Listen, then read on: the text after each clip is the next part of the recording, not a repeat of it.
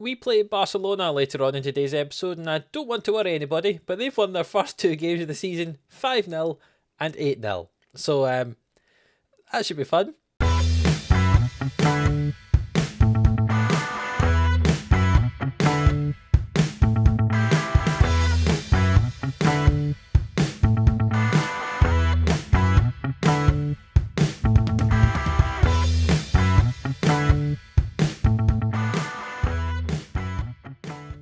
Yes, hello, welcome into Livestreams Sports here for another episode of Glory Hunter on Football Manager 22. If you're new around here, hit that subscribe button for more daily Football Manager content. If you missed the last one, go and check it out. I introduced you to the new squad. We made loads of signings, we made loads of sales. We've got lots of folk coming back after they were out on loan last season. Go and check out, or you won't know who half the people are in today's games against Real Madrid and Barcelona. As I was mentioning in the intro, 5-0 and 8-0. They won their first two games, Barcelona, so that'll be fun when we come out to play them later on in today's episode. But first of all, we have to play against Real Madrid, which in itself is not going to be the easiest of games. We did win our first game of the season 2-0 thanks to goals from Esposito, who was our top scorer last year, and Kenny Comper, our new young centre-back, comes with a goal from a corner. All in all, a dominant performance. We had something like 25 shots to their 3. Yeah, 2-0 was probably a bit harsh on us, to be honest, but it was a good victory nonetheless, and we're up against Real Madrid, who played their first game of the season and they won 3-0 against Celta Vigo away from home. So let's see how we get on up against them today, and then we have Barcelona. In between that as well, we have the draw for the Champions League group stage, so we'll see how we rank in that. I'm not sure if we're going to be third seeds probably in that, based on us winning the Conference League last year. I don't know, but we'll let you know when that comes around. But first of all, the game against Real Madrid. Let's show you the team for today. A win today would probably take us second in the league based on goal difference. However, not first. That's Barcelona, as I say, plus 13 goal difference after 2 games. Absolutely ridiculous. But this is the team we're going to go for today. Karnaseci in goal, Comper and Torres at the back, Yerintsev on the right, Zinchenko on the left, Foyt, Berg and Mignini in midfield, Demir, Esposito and Cantu the front 3. This is likely going to be the first choice 11 if everyone's fit. So hopefully they do well today. If we can beat Real Madrid away from home, this is probably our toughest game all season. So if we can take something from it, that'd be very impressive indeed. Remember the last time we played against Real Madrid early on in the season? We lost 5-0 last year. It was our opener. Not a great start to the year. If we can beat them though today, it'd be very useful indeed, because them and Barcelona really are our title rivals if we think we can get the title this year. So being ahead of Real Madrid after 2 games would be useful. If we're 3 points behind them and 3 points behind Barcelona, it's going to be a tough title race to come back from if we have to do that. First 50 minutes, no highlights yet. Lots of chances on both sides, but nothing of interest yet until this one here. Courtois plays it out to Ignacio. He comes forward with the ball, finds Camavinga. And Stevanovic on the left. He comes forward, finds Casemiro. No one's tracking the man, and he skied it. He should have done better than that, but thankfully for us, he cannot hit the target. They're playing with 2 Manzalas in midfield. Camavinga, who obviously we know so well after our time at Roma. He's playing in the midfield alongside Ruben Neves and Casemiro. Ignacio comes forward. There's actually quite a few Portuguese players in this Real Madrid team, and I know them quite well from my time as Portugal manager. We've won the ball back here. Mignini with it. He comes forward into Foyt and Cantu, and he finishes in the bottom corner, but it looks like the referee might be giving that as offside. We lead 1-0 at the moment, with VAR checking to see if it is indeed going to be a goal. And no, it's been disallowed for offside. We won the ball back in the midfield here. Come forward with it. Mignini finds Foyt. Oh, he's about a yard offside there. It was a good finish from Cantu though. Nice composed into the bottom corner, but it does not count. And Real Madrid have it now. The ball to the back post from that free kick. Rodrigo, good challenge from Esposito. Not normally known for his defensive work, but well done from him there. And the ball launched toward Cantu, and obviously he's 6'4", so he's probably going to win a lot of the balls that are launched forward, but he ended up being challenged there by Timber. And Ignacio comes forward, and Stevanovic now with it. David Alaba, who we know from our time as Austria manager. Ignacio, Alaba, playing the ball around on this left-hand side. It goes all the way back to Courtois in the goal. And Militao comes forward now. And the ball launched long, but Comper intercepts it. And can we break away with the ball? Cantu now finds Demir. Back to Berg. Forward to Esposito. He's in behind. He tucks it. It's a goal, and they're going to check for offside again. They consult with VAR. Is it going to be 2 disallowed goals in the space of 2 minutes? It is indeed. Oh, we're in behind the defence twice, but twice it's been offside. You can see there, the 30th minute and the 32nd, there's a yard off again. 2 disallowed goals. Is that going to come back to bite us? Very possibly. It's been a very even game this first half. And we've had 2 goals disallowed. Pau Torres launches that ball, but Courtois will collect it. And then will he launch it long or will he play it short? Let's find out. He throws it to Militao and Ignacio. And it's out to Timber on this right-hand side. And he'll go down the right to Rodrigo and Casemiro. And back to Neves. And it's switched toward Stevanovic. He's in behind Yarintsev there. And it's just come off the outside of the post. And we hopefully will get to half-time still on level terms. Indeed we do. We'll go to the dressing room and we'll say, you know what? We have played well. Keep it up, boys. Especially in the middle of the park. Foyt, Berg, I thought have played quite well. Torres, defensively been very solid. Going forward, we've had some good chances, especially coming from that left-hand side. But there's a corner kick for Real Madrid here. The ball swung in, it's cleared away. And can Esposito break? Perhaps he can. He's got one man to beat. Oh, but he's gone to the left and he's got men coming back to help defend now. But we do have men in the middle if he can find someone with a cross. He plays it back to Magnini, who gets fouled in the box. That's got to be a penalty kick. The referee's checking with VAR, but it looked like it was in the box. And we are going to have a penalty kick here as VAR are consulted. And he's going to check. And it is indeed a penalty. And who's going to step up to take it is Esposito. Can he tuck away his second of the season from 12 yards out? He steps up and tucks in the bottom corner. I mean, lead 1-0 away to Real Madrid. What a result this would be if we could keep this result as it is. I'm very, very excited indeed. We've had 2 disallowed goals, and now we've scored from the spot. We probably deserve it, to be honest. Looking at the stats, maybe we don't. Maybe Real Madrid are doing better than us in terms of stats. But I feel as if we have created enough chances to go and get the win, and that's exactly what's happened here. I mean, lead 1-0 at the moment. There's 20 minutes to go. I feel as if we should make some changes for some fresh legs in the middle of the park there. But Demir's not played well, so we're going to bring on Kouame to play on the right wing now. And Cantu's not had a great game up front, but he's going to stay on the field for the moment. And Magnini can come off, and we'll bring on Lorenzo Pellegrini, who actually, if you look at the season preview, they're calling our best player. And we're not even playing him in our starting 11, which is crazy when you think about it. 10 minutes to go now. We'll move from a positive to a cautious mentality now. As Real Madrid have a chance on the right-hand side. Timber gets past his man. Esposito will try and track him back though. And the ball's into Rodrigo. And the ball's squared over. Vinicius Jr. and he's tucked it in the bottom corner. And the score is 1-1 now. A well-worked move from Real Madrid there. We just did not mark our men. You can see here. Vinicius Jr. completely unmarked. Look at that. Oh, Vinicius Jr.'s over there, sorry. Just not marked from Yarintsev. And that's his defensive capabilities being shown up a little bit there, I think. We knew that he wasn't so great defensively, but going forward he was quite good. We'll bring off Cantu and bring on Maronier for the last 10 minutes, or last 5 minutes plus added time, I should say, here. And the time is starting to tick down. And we've actually got a 1-1 draw. You know what? If you'd offered me a 1-1 draw away to Real Madrid, I would probably have accepted it. In the course of the game, we had those 2 goals disallowed for offside. We could have been so different. But when you look at the stats, Real Madrid probably dominated. They feel they should have won that game if it wasn't for the penalty. We gave away that goal at the back post thanks to Yarintsev, who did not have a great game today. But we'll take a 1-1 draw. And now we have to go and play against Barcelona. So a nice easy game next week as well. Not many highlights in that match, but you know what? We'll take that. If we can get draws against Real Madrid and Barcelona, all we have to do is beat the other side and then we'll win the league, right? I said to them, well done on avoiding defeat there. They were pretty happy with that. We're certainly not the favourites for the league this year. Real Madrid and Barcelona are clearly much more of a favourite than we are. So if we can get draws against them, that's good. We do have the Champions League group stage draw in a couple of days, so we'll see for that one. And then a tough one against Barcelona. As you can see, a 5-0 victory and an 8-0.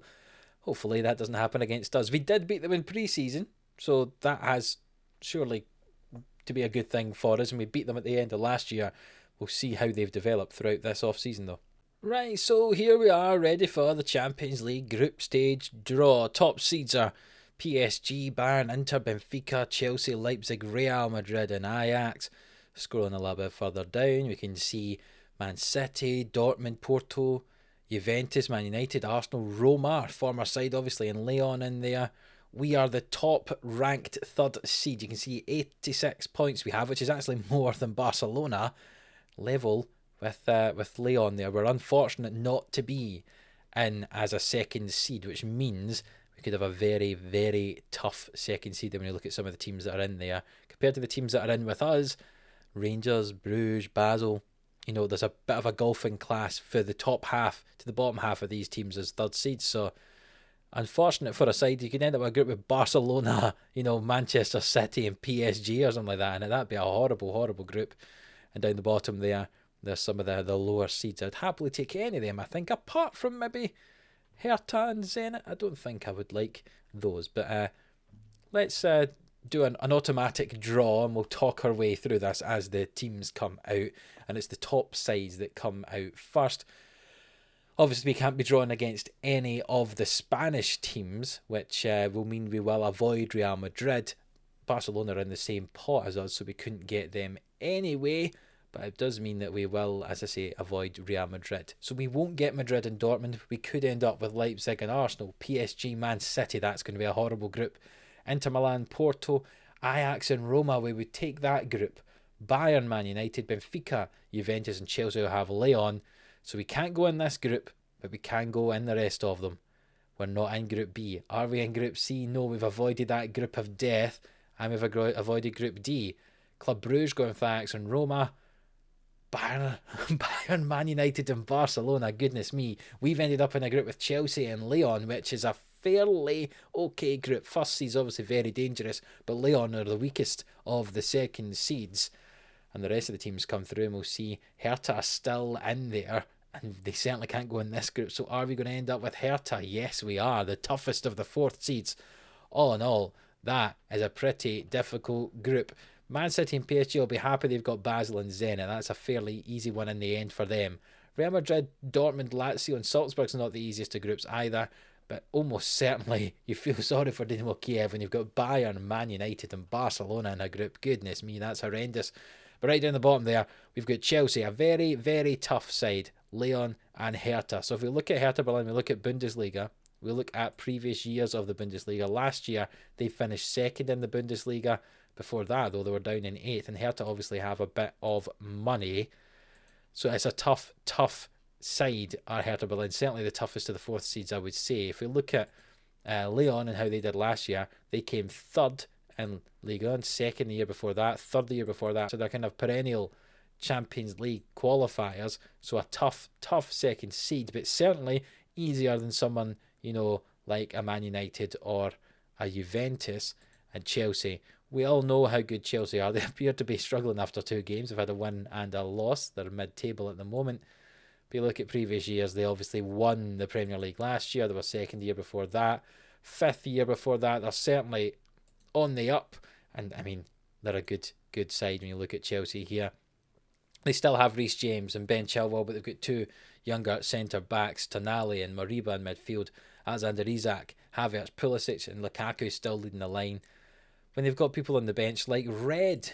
Goodness me, do you remember Red? He was at Villarreal last year. We sold him to West Brom. West Brom have sold him to Chelsea.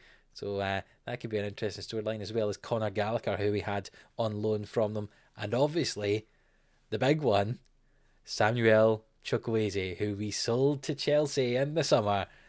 We get to play up against him again when he comes back playing for Chelsea. When we go to Stamford Bridge or Chelsea come to us, that's very, very interesting indeed. That's a storyline. We have indeed been handed a tough group, and you can see fixture rearrangements have happened. So if we have a look at this, the schedule now, Chelsea is the first game of the group stage.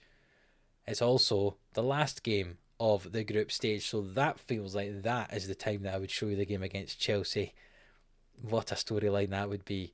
Imagine having to play against Chelsea to try and get through in the Champions League. Exciting stuff indeed. But you can see it is a pretty tough group. But what I will do is I'll do what I normally do when we're in the Champions League, especially when we're a side that's maybe not been in the Champions League recently, like last year we weren't with Villarreal.